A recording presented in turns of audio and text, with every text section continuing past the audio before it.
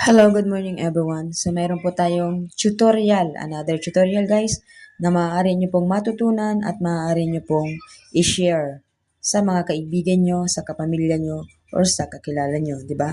So ito po ay ituturo ko sa inyo kung paano. So ito po kasi guys ay nagkamali, ano? So ito po ay hindi po gawa-gawa lang na numero. So sumula po ito ng petsa 12, 13, 14. Ito po ay STL ng Bulacan, ano? So wala po kong upload ng sumada sa Bulacan, pero mayroon po tayong mano-manong sumada sa Bulacan. Okay?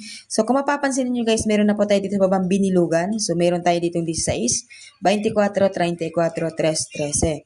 So, sumada sa tapat, paano nga ba? So, ganito lang naman guys ang pagsusumada sa tapat ng numero. So, yung siyempre po guys, yan po ang ligaho. So, yan po yung katapat, no?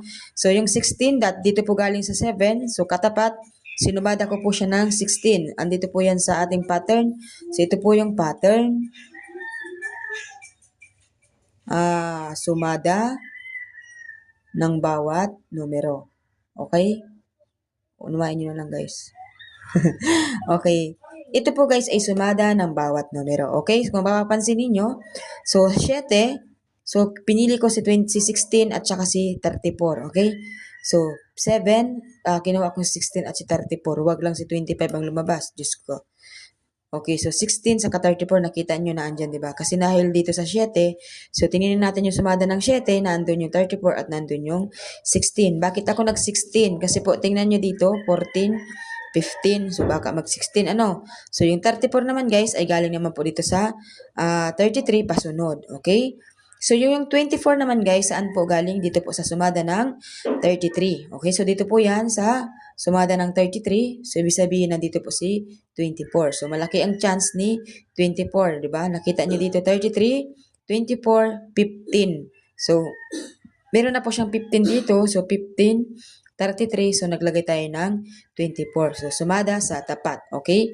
So yung 3 naman guys, dito po yung galing sa 21, tsaka po dito sa 12. Okay? So dito yan, oh. 21, 12, tsaka yung 3. Diba? So pinili ko yung sa sumada nito, yung 3. Nilagay natin dito yung guys, yung 3. So yung 13 naman po, saan galing? So dito po yung galing sa 31. At pasunod po dito sa 12, 14, inipit si 13, di ba? So dito yan, oh. So 13. Okay? So nag-31, so maaari din mag 13. Okay? So napakadali lang naman po ng explain, di ba? So madali lang siyang hanapin, madali lang siyang sumadahin sa tapat. So ito po ba ay tatama agad-agad? So, hindi natin po ito sure. Kasi po, ito po ay sumada lamang, ito po ay technique natin, ito po ay diskarte natin. Hindi natin kabisado masyado ang technique ng bunker ng Bulacan. Ano? So, pero guys, tingnan nyo naman, di ba nung nakaraan, nakuha ko yung sumada ng 23.4, ang Bulacan po ay lagi natin nakukuha yan. Hindi nga lang po araw-araw, dahil hindi naman po araw-araw ay Pasko, di ba?